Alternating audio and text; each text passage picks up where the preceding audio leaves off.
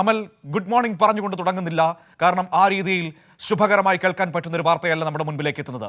ഏറെ സങ്കടപ്പെടുത്തിയതായിരുന്നു ആലുവയിലെ ആ കുഞ്ഞിന്റെ കൊലപാതകം, തിരുവാങ്കുളത്തെ കുഞ്ഞിന്റെ കൊലപാതകം. പക്ഷേ ഇപ്പോൾ നമ്മൾ കേൾക്കുന്നത് ആ കുഞ്ഞ് പീഡനത്തിന് ഇരയായിരുന്നു, അച്ഛന്റെ സഹോദരൻ പോലീസിന്റെ കസ്റ്റഡിയിലായിരിക്കുന്നു എന്ന ഞെട്ടിപ്പിക്കുന്ന സംഭവമാണ്.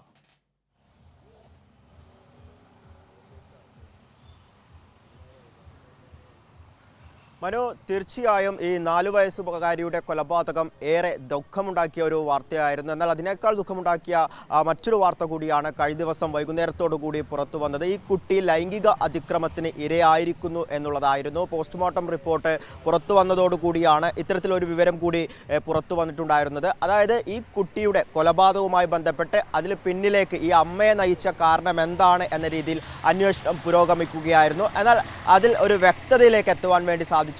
വ്യത്യസ്തമായ ഉത്തരങ്ങളായിരുന്നു പലപ്പോഴായി അമ്മയുടെ ഭാഗത്തു നിന്നും ഉണ്ടായിരുന്നത്. അത്തരത്തിൽ അന്വേഷണം പുരോഗമിക്കുന്ന ആ ഒരു സാഹചര്യത്തിൽ കഴിഞ്ഞ ദിവസം ഈ പോസ്റ്റ്മോർട്ടം റിപ്പോർട്ട് പുറത്തു വരുന്നു. അതോടുകൂടിയാണ് കുട്ടി ഇത്തരത്തിൽ ലൈംഗിക അതിക്രമത്തിന് ഇരയായിട്ടുണ്ട് എന്ന രീതിയിലുള്ള വിവരങ്ങൾ കൂടി പോലീസിന് ലഭ്യമാകുന്നത്. ഈ പോസ്റ്റ്മോർട്ടം ചെയ്ത ഡോക്ടർമാരുടെ സംഘം ഇത്തരത്തിൽ ഈ വിവരം പോലീസിനെ അറിയിക്കുകയായിരുന്നു. തുടർന്ന് ഈ പുത്തൻകുരിശ് പോലീസിന്റെ നേതൃത്വത്തിൽ ഈ കുട്ടിയുടെ അച്ഛൻ്റെ ബന്ധുക്കളെ ചോദ്യം ചെയ്യുന്നു. ഇന്നലെ രാവിലെയോടുകൂടി 3 പേരെയാണ് ഇത്തരത്തിൽ ചോദ്യം ചെയ്തിട്ടുണ്ടായിരുന്നത്. ഇതിൽ 2 പേരെ ഇന്നലെ ഉച്ചയോടുകൂടി വിട്ടയച്ചു. ഈ കുട്ടിയുടെ അച്ഛൻ്റെ ഏറ്റവും അടുത്ത ബന്ധുവിനെ ഇന്നലെ ഉച്ചയ്ക്ക് ശേഷവും ഇത്തരത്തിൽ ചോദ്യം ചെയ്യലിൻ്റെ ഭാഗമായി സ്റ്റേഷനിൽ പിടിച്ചു നിർത്തുന്നു. പിന്നീട് ചോദ്യം ചെയ്യൽ തുടരുന്നു. ഏറ്റവും ഒടുവിലായി കസ്റ്റഡിയിൽ എടുക്കുകയും ചെയ്യുന്നു. എന്നാൽ ഈ ഒരു ചോദ്യം ചെയ്യലിൻ്റെ ഭാഗമായി പ്രതി നിലവിൽ കുറ്റസമ്മതം നടത്തിയിട്ടില്ല. അദ്ദേഹം ഇത്തരത്തിലൊരു കാര്യം നടന്നിട്ടില്ല എന്ന രീതിയിൽ തന്നെയാണ് ഉറച്ചു നിൽക്കുന്നത്. പക്ഷേ ശാസ്ത്രീയമായ തെളിവുകൾ അന്വേഷണ സംഘത്തിന് ലഭ്യമായിട്ടുണ്ട്. അതിൻ്റെ അടിസ്ഥാനത്തിലാണ് ഇദ്ദേഹത്തെ നിലവിൽ ഇപ്പോൾ കസ്റ്റഡിയിൽ വെച്ചിരിക്കുന്നു. ഉടൻ തന്നെ ഇദ്ദേഹത്തിൻ്റെ അറസ്റ്റ് ഉണ്ടാകും എന്നാണ് നിലവിൽ മനസ്സിലാക്കുവാൻ വേണ്ടി സാധിക്കുന്നത്. ഈ പോസ്റ്റ്മോർട്ടത്തിൻ്റെ സമയത്ത് ഡോക്ടർമാർ ഈ ചില കാര്യങ്ങൾ, അതായത് കുട്ടിയുടെ ശരീരത്തിൽ ചില പാടുകളടക്കം കണ്ടിരുന്നു. ഇതിൻ്റെ അടിസ്ഥാനത്തിലാണ് ഇത്തരത്തിലൊരു നിഗമനത്തിലേക്ക് എത്തിയത്.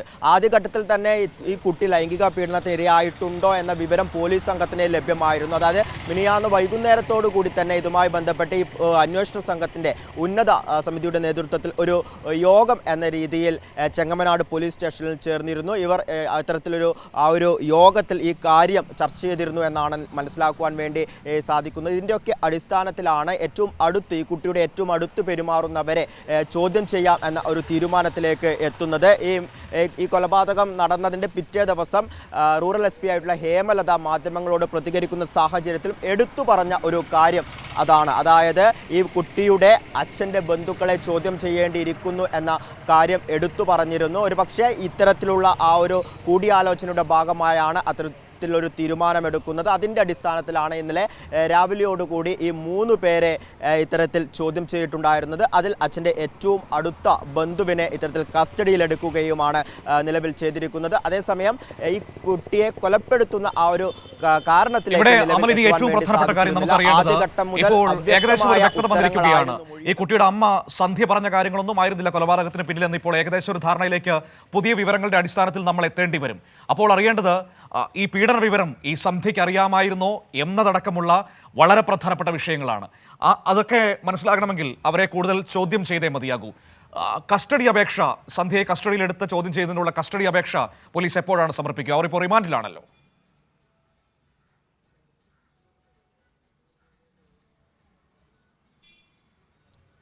മനു, തീർച്ചയായും പോലീസിൻ്റെ അല്ലെങ്കിൽ അന്വേഷണ സംഘത്തിൻ്റെ അടുത്ത നീക്കം അതുതന്നെയാകും. അതായത് സന്ധ്യയെ കൂടുതലായി ചോദ്യം ചെയ്യേണ്ടിയിരിക്കുന്നു. സന്ധ്യക്ക് ഈ ഒരു കാര്യം അറിയുമോ? അതായത് കുട്ടി ഇത്തരത്തിൽ പീഡനത്തിന് ഇരയായിട്ടുണ്ട് എന്ന കാര്യം സന്ധ്യക്ക് അറിയുമോ എന്നതാണ് ഇനി ഏറ്റവും പ്രധാനപ്പെട്ട കാര്യം. കഴിഞ്ഞ 1 വർഷമായി ഇത്തരത്തിൽ കുട്ടി പീഡനത്തിന് ഇരയായിട്ടുണ്ടോ എന്നൊരു സംശയം കൂടിയാണ് നിലവിൽ ഉള്ളത്. നിലവിൽ ഇപ്പോൾ ലഭിക്കുന്ന വിവരത്തിൻ്റെ അടിസ്ഥാനത്തിൽ സന്ധ്യയ്ക്ക് അതുമായി ബന്ധപ്പെട്ട കാര്യങ്ങളൊന്നും അറിയില്ലായിരുന്നു എന്നാണ് മനസ്സിലാക്കുന്നത്. ഈ സന്ധ്യയുടെ മൊഴി രേഖപ്പെടുത്തിയ കാര്യങ്ങൾ, അതുമായി ബന്ധപ്പെട്ടുള്ള കാര്യങ്ങളൊന്നും തന്നെ സന്ധ്യ സൂചിപ്പിച്ചിട്ടില്ല എന്നുമാണ് നിലവിൽ ഇപ്പോൾ മനസ്സിലാക്കുന്നത്. കൂടുതൽ വിവരങ്ങളിലേക്ക് എത്തണമെങ്കിൽ സന്ധ്യയെ ചോദ്യം ചെയ്യേണ്ടിയിരിക്കുന്നു.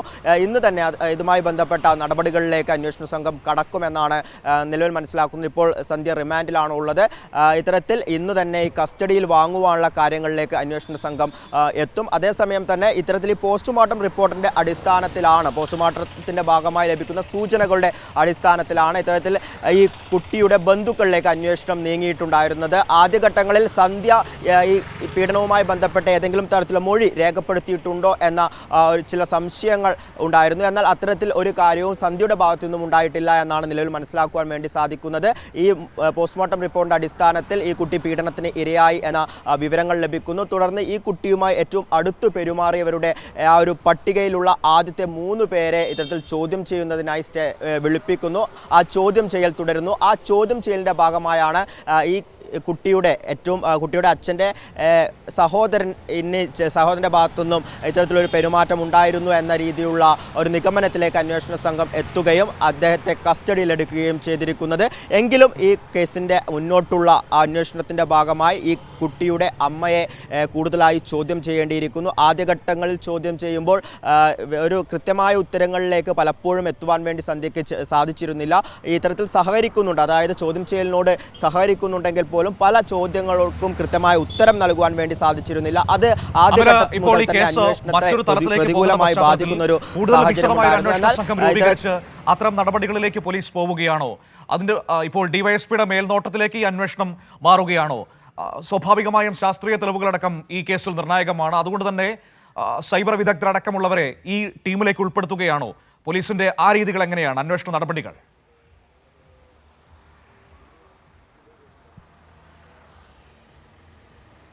മനു, തീർച്ചയായും ആദ്യഘട്ടത്തിൽ ഈ കേസുമായി ബന്ധപ്പെട്ട് കൊലക്കുറ്റം മാത്രമാണ് ചുമത്തിയിട്ടുണ്ടായിരുന്നത്. ചെങ്ങമനാട് പോലീസിന്റെ നേതൃത്വത്തിലായിരുന്നു അന്വേഷണം പുരോഗമിച്ചിരിക്കുന്നത്. നിലവിൽ ഇപ്പോൾ രണ്ടാമത്, അതായത് പോക്സോ കേസ് കൂടി ചുമത്തിയ സാഹചര്യത്തിൽ ഒരു പ്രത്യേക അന്വേഷണ സംഘത്തെ കൂടി രൂപീകരിച്ചിട്ടുണ്ട്. അതായത് ആലുവ, ഒപ്പം തന്നെ പുത്തൻകുരിശ് ഡിവൈഎസ്പിമാരുടെ നേതൃത്വത്തിലുള്ള ഒരു പ്രത്യേക സംഘം. ആ പ്രത്യേക സംഘത്തിൽ സൈബർ പോലീസ് അടക്കം ഉണ്ട് എന്നാണ് നിലവിൽ അറിയുന്നത്. ഇത്തരത്തിൽ ഈ പ്രത്യേക സംഘത്തിന്റെ നേതൃത്വത്തിലാകും ഈ അന്വേഷണം പുരോഗമിക്കുക. ആദ്യഘട്ടത്തിൽ ചെങ്ങമനാട് പോലീസ് ആയിരുന്നു ഈ പോക്സോ കേസ് രജിസ്റ്റർ ചെയ്തിരിക്കുന്നത്.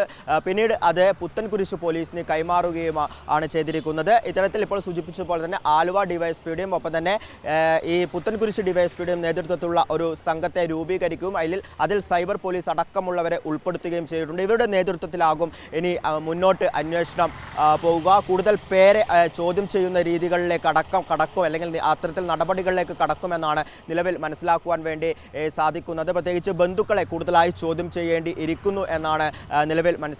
മറ്റാർക്കെങ്കിലും ഇത്തരത്തിൽ ഈ ഒരു കുറ്റകൃത്യത്തിൽ പങ്കുണ്ടോ എന്നതടക്കം സംശയിക്കുന്നുണ്ട്. ആദ്യഘട്ടം മുതൽ തന്നെ അന്വേഷണ സംഘത്തിന് ഇത് വളരെ പ്ലാനിംഗ് ആയിട്ടുള്ള ഒരു കൊലപാതകമാണോ എന്ന രീതിയിലുള്ള സംശയങ്ങൾ ആദ്യഘട്ടം മുതൽ തന്നെ അന്വേഷണ സംഘം ഉന്നയിച്ചിരുന്നു. അതിൻ്റെ ഭാഗമായി ഇത്തരത്തിൽ കൂടുതൽ പേരിലേക്ക് അന്വേഷണം നടക്കുകയും കൂടുതൽ പേരെ ചോദ്യം ചെയ്യുകയും അടക്കം ചെയ്യുന്നു. ആ ഘട്ടത്തിൽ ഇത്തരത്തിൽ കുട്ടി പീഡനത്തിന് ഇരയായി എന്ന വാർത്ത കൂടി പുറത്തു വരുന്നു. ഇതിൻ്റെ അടിസ്ഥാനത്തിൽ 3ഓളം ബന്ധുക്കളെ ചോദ്യം ചെയ്യുന്നു. ഇനി കൂടുതൽ ബന്ധുക്കളെ അടക്കം ചോദ്യം ചെയ്തേക്കും എന്ന രീതിയിലാണ് കാര്യങ്ങൾ മനസ്സിലാക്കുന്നത്. അതേസമയം തന്നെ ഈ കൊലപാതകത്തിലേക്ക് നയിച്ച കാരണം എന്താണ് എന്നതിൽ കൂടി ഒരു വ്യക്തത ലഭിക്കേണ്ടിയിരിക്കുന്നു. ഇതിനു പിന്നിൽ മറ്റു ഗൂഢാലോചനകൾ ഉണ്ടോ എന്നതും കൂടി അറിയേണ്ടിയിരിക്കുന്നു. അത്തരത്തിൽ അന്വേഷണം ഊർജിതമായ രീതിയിൽ തന്നെ മുന്നോട്ട് പോകുന്ന ഒരു സാഹചര്യമാണ്. ഇതിൽ ഇപ്പോൾ സൂചിപ്പിച്ചതുപോലെ തന്നെ ഈ പീഡനത്തിന് ഇരയായി എന്ന് കുട്ടി പീഡനത്തിന് ഇരയായി എന്ന രീതിയിൽ കാര്യങ്ങൾ മനസ്സിലാക്കുന്നു. അപ്പോൾ തന്നെ ഈ അച്ഛൻ്റെ സഹോദരനെ കസ്റ്റഡിയിലെടുക്കുകയും ചെയ്തിട്ടുണ്ട്. ഉടൻ തന്നെ ഇദ്ദേഹത്തിൻ്റെ അറസ്റ്റ് ഉണ്ടാകും എന്നാണ് നിലവിൽ അറിയുവാൻ വേണ്ടി സാധിക്കുന്നത്. മനു, ഓക്കെ, താങ്ക് യു അമൽ. ഏതായാലും വളരെ ഗൗരവതരമായ ഒരു തലത്തിലേക്ക് ആ കേസ് വഴിമാറുന്നു എന്നതാണ്. ആ കുഞ്ഞിന്റെ മരണം നമ്മളെ അത്രയധികം വേദനിപ്പിച്ചതാണ്, നമ്മളെ അത്രയധികം നൊമ്പരപ്പെടുത്തിയതാണ്. പക്ഷേ ഇപ്പോൾ കേൾക്കുന്നത് അതിനപ്പുറമുള്ള ക്രൂരത ആ കേസിൽ നടന്നിരിക്കുന്നു എന്നതാണ്. കുഞ്ഞ് പീഡനത്തിന് ഇരയായിരുന്നു. അച്ഛൻ്റെ സഹോദരൻ, അതായത് കൊച്ചച്ഛൻ അല്ലെങ്കിൽ ചെറിയച്ഛൻ, ആ രീതിയിൽ തന്നെ പിടിയിലായിരിക്കുന്നു പോലീസിൻ്റെ